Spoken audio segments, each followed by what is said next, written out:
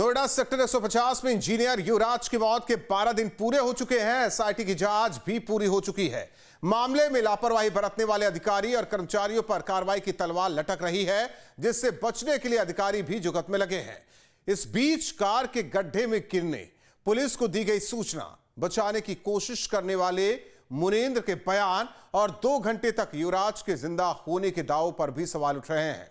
दूसरी ओर कार्यभार संभालने के बाद प्राधिकरण के नए सीईओ धूमिल हुई छवि को सुधारने की कोशिशों में जुटे हैं।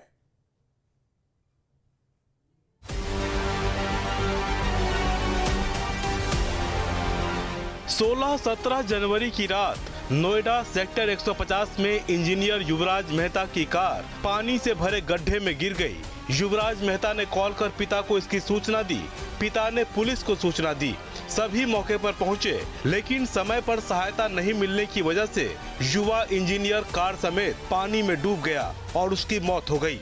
राहत बचाव में लापरवाही के आरोप लगे, जिसके बाद शासन ने 3 सदस्यीय एसआईटी से पूरे घटना की जांच करवाई। एसआईटी की जांच पूरी हो गई है, अब कार्रवाई का इंतजार है, लेकिन कार्रवाई से पहले अंदरूनी गहमा गहमी बढ़ गई है। इंजीनियर की मौत, हादसा या लापरवाही, एसआईटी की रिपोर्ट का इंतजार, नहीं बचेंगे गुनहगार। एक्शन की लटकी तलवार, जिम्मेदार ढूंढ रहे जुगाड़। टाइमिंग पर उठे सवाल, जांच रिपोर्ट में पूरी पड़ताल। सेक्टर 150 में इंजीनियर की मौत के मामले में सूरजपुर न्यायालय में सीजीएम ने सुनवाई की। गिरफ्तार हुए 3 आरोपियों की जमानत अर्जी पर थी। वहीं आरोपी पक्ष के वकीलों द्वारा तमाम सवाल खड़े किए गए। सीजीएम द्वारा पुलिस से पूछा गया, जांच अधिकारी ये बताएं कि इस पूरे मामले के पीछे जिम्मेदार क्या केवल बिल्डर है या प्राधिकरण के संबंधित अधिकारी भी इस पूरे मामले में जिम्मेदार हैं? अगर प्राधिकरण के अधिकारी जिम्मेदार है तो उनके खिलाफ किस तरीके की कार्रवाई की गई और किस किस वर्ग के अधिकारियों और कर्मचारियों द्वारा लापरवाही बरती गई? प्राधिकरण के अफसरों से हुई पूछताछ और उनके खिलाफ कार्रवाई का ब्यौरा कोर्ट ने मांगा है। पिछली सुनवाई के दौरान भी कोर्ट ने प्राधिकरण अफसरों पर नाराजगी जताते हुए उनकी भूमिका तय करने के लिए पुलिस को कहा था। पुलिस को एक 500 पन्ने की रिपोर्ट भी बिल्डर की तरफ से दी गई। उस रिपोर्ट को नहीं पढ़ने पर जो आईओ है उसको फटकार कोर्ट के द्वारा लगाई गई। नोएडा में युवा इंजीनियर युवराज मेहता की मौत मामले में अब हर किसी को एसआईटी की जांच रिपोर्ट का इंतजार है, क्योंकि एसआईटी ने ही मामले में विभाग से लेकर अधिकारियों, कर्मचारियों और चश्मदीदों के बयान लिए। पहले लिखित फिर मौखिक बयान लिए गए। बयानों में भी विरोधाभास सामने आया, जिसके बाद अब नजर इस बात पर है कि गहन जांच में जुटी एसआईटी किस निष्कर्ष पर पहुंचती है, क्योंकि घटना के बाद से तमाम वीडियो और बयान आए, जिससे सिस्टम सवालों के घेरे में है। सेक्टर 150 में इंजीनियर की मौत के मामले को 12 दिन बीत चुके हैं। पीड़ित के परिवार जो है वो लगातार आरोपियों पर कार्रवाई की मांग कर रहा है और एसआईटी अपने 5 दिन की जांच पूरी कर चुकी है। इस जांच में पुलिस, दमकल विभाग, एसडीआरएफ और नोएडा प्राधिकरण के तमाम संबंधित विभागों के बयान दर्ज किए गए हैं और उनसे लिखित में जवाब भी लिया गया है। सूत्रों के हिसाब से जो मौके पर बचाव दल था उसमें दमकल विभाग या नोएडा पुलिस की जो टीम थी उसमें समन्वय की कमी और रेस्पॉन्स टाइम में उचित कदम ना उठाने की जो आरोप हैं वो सिद्ध हुए, जो सूत्रों के हवाले से जानकारी मिली है। अब तक जो बातें सामने आई है उसमें राहत बचाव के दौरान समन्वय की कमी, रेस्पॉन्स टाइम में उचित कदम नहीं उठाना, संबंधित विभाग को समय पर सूचना नहीं देना और अधिकारियों को भी तत्काल सूचना नहीं देने जैसे आरोप लगे हैं। चूंकि सबसे पहले मौके पर स्थानीय पुलिस पहुंची थी, फिर फायर विभाग की टीम पहुंची, लिहाजा पुलिस और फायर विभाग की तत्कालिक कार्रवाई सवालों के घेरे में है। रिपोर्ट के मुताबिक रात करीब 11:15 बजे कार गड्ढे में गिरी थी। सबसे पहले घटना की सूचना पुलिस को दी गई। पुलिस ने मौके से फायर विभाग को सूचना दी। 12:30 बजे दोनों टीमें मौके पर मौजूद थी। दोनों टीमें काफी देर तक रस्सी फेंककर कोशिश करते रहे। एसडीआरएफ को रात करीब 2:15 बजे सूचना दी गई। इस लापरवाही में फायर विभाग और पुलिस पर कार्रवाई की तलवार लटक रही है।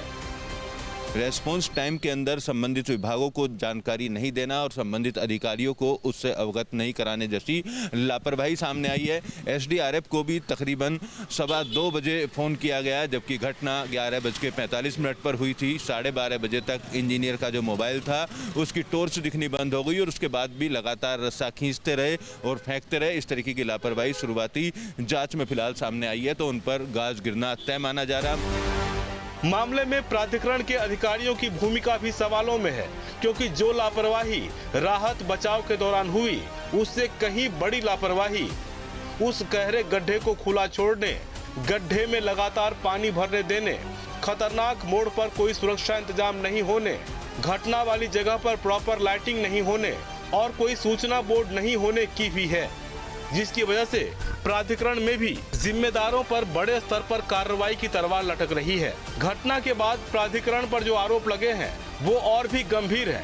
आरोप है कि प्राधिकरण के जिम्मेदारों ने 31 दिसंबर की घटना का भी संज्ञान नहीं लिया, विधायक सांसद की चिट्ठी पर भी कार्रवाई नहीं की, आईजीआरएस पर की गई शिकायतों की भी अनदेखी की, जबकि ये तमाम जिम्मेदारी प्राधिकरण के ट्रैफिक सेल, सिविल विभाग और जल विभाग से जुड़ा था। अगर विभागों ने समय रहते जिम्मेदारी निभाई होती तो शायद ऐसे सवाल भी नहीं उठते, लेकिन बयानों और आरोपों से साफ है कि विभागीय स्तर पर जमकर लापरवाही की गई। नोएडा प्राधिकरण के अगर अधिकारियों की बात की जाए तो 31 दिसंबर की घटना का संज्ञान न लेने के मामले में अधिकारी गिरते हुए नजर आ रहे हैं। वहीं विधायक और सांसद द्वारा जो पत्र लिखा गया था उस पत्र के संज्ञान के साथ साथ आईजीआरएस और अन्य माध्यम से दी गई शिकायतों पर संज्ञान नहीं लेने के आरोप में ट्रैफिक सेल के साथ साथ जल विभाग जिसका काम था सीवर और पानी की सही तरीके से निकासी करना, उस प्लॉट में लगातार पानी भरे जाने की शिकायतों के बावजूद वहाँ पर कार्रवाई न करना, स्ट्रीट लाइट बंद होने जैसी जो शिकायतें थी उन पर अमल न लाने वाले जो अधिकारी हैं उनकी जिम्मेदारी तय की जा रही है। वहीं जिस जगह स्पीड ब्रेकर 400 मीटर दूर लगाया गया वहां पर कोई साइनिंग बोर्ड नहीं था, आगे तीखा मोड़ है उस तरीके की कोई जानकारी नहीं दी गई थी। तो तमाम एंगल्स पर कई अधिकारी इस पूरे मामले में अब घिरते हुए नजर आ रहे हैं। एसआईटी की जांच पूरी होने के बाद उसकी रिपोर्ट का हर किसी को इंतजार है, क्योंकि इसी रिपोर्ट से ये साफ होगा कि असल में हादसे की सच्चाई क्या है और लापरवाही कहां-कहां हुई। अधिकारियों पर कार्रवाई की तलवार लटक रही है, लिहाजा अधिकारी अब बचने का जुगाड़ भी ढूंढ रहे हैं। सूत्रों के मुताबिक कार्रवाई की फांस से बचने के लिए ऐसे अधिकारी अपने सीनियर्स और शासन स्तर पर पैरवी में जुटे हैं। इंजीनियर की मौत के बाद एसआईटी जांच में गिरने वाले अधिकारी फिलहाल अपने जुगाड़ तंत्र में जुड़ चुके हैं। लगातार ऐसी जानकारी सूत्रों के हवाले से सामने आ रही है कि वो अधिकारी और कर्मचारी जिन पर एसआईटी जांच के दौरान गाज गिरने की संभावना है वो अपने आकाओं के पास नतमस्तक हैं और अपनी कुर्सी बचाने की गुहार लगा रहे हैं। नोएडा प्राधिकरण के साथ साथ फायर डिपार्टमेंट के अधिकारियों से जुड़ी भी जानकारी इसी तरीके की सामने आ रही है कि एसआईटी जाँच में अपने आप को घिरता देखकर अपने आकाओं के पास सिफारिश लगाने का जो जुगाड़ है वो फिलहाल तमाम ऐसे अधिकारियों की तरफ से किया जा रहा है जिनकी कुर्सी इस पूरे घटनाक्रम में जा सकती है, जिनकी लापरवाही इस पूरे मामले में रही, समय रहते कदम नहीं उठाए गए और अब कुर्सी बचाने के लिए गुहार लगाते हुए ऐसे तमाम अधिकारी और कर्मचारियों के बारे में जानकारी आ रही है। प्राधिकरण में अधिकारियों की मनमर्जी और मालाईदार पदों पर लंबे समय तक बने रहने की एक तस्वीर ये भी है। ये उस आदेश की कॉपी है जिसमें प्राधिकरण में तैनात एजीएम शोभा कुशवाहा का कानपुर ट्रांसफर किया गया। 9 जुलाई 2025 को यह आदेश जारी किया गया। उनका यूपी सीडा में ट्रांसफर किया गया और उन्हें तत्काल वहां ज्वाइन करने के निर्देश भी दिए गए। लेकिन आरोप है कि 15 साल से प्राधिकरण में तैनात शोभा कुशवाहा अब भी अपने ही पद पर जमी हुई हैं। बताया जा रहा है कि औद्योगिक विभाग ने ट्रांसफर ऑर्डर तो जारी कर दिया था, लेकिन उन्हें प्राधिकरण ने रिलीव नहीं किया।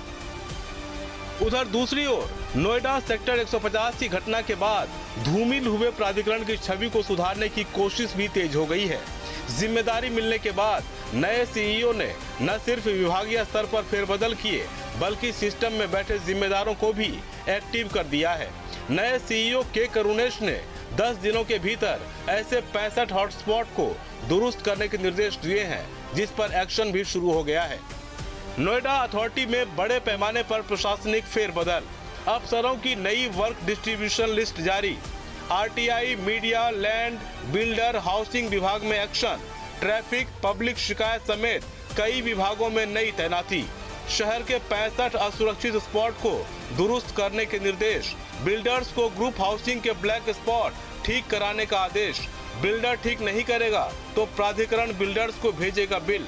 मार्च के पहले हफ्ते से ब्लैक स्पॉट पर सड़क मरम्मत का निर्देश। गांव में नालियों में जा रहे गोबर को रोकने के लिए कार्रवाई के निर्देश। सिविल विभाग को 1 महीने में लेपर्ड टर्नओवर हटाने के भी निर्देश और 20 नए सैनिटरी इंस्पेक्टरों की नियुक्ति जैसे आदेश दिए हैं। साथ ही काम में लापरवाही बरतने वाले अधिकारियों और कर्मचारियों के खिलाफ सख्त कार्रवाई की भी चेतावनी दी है।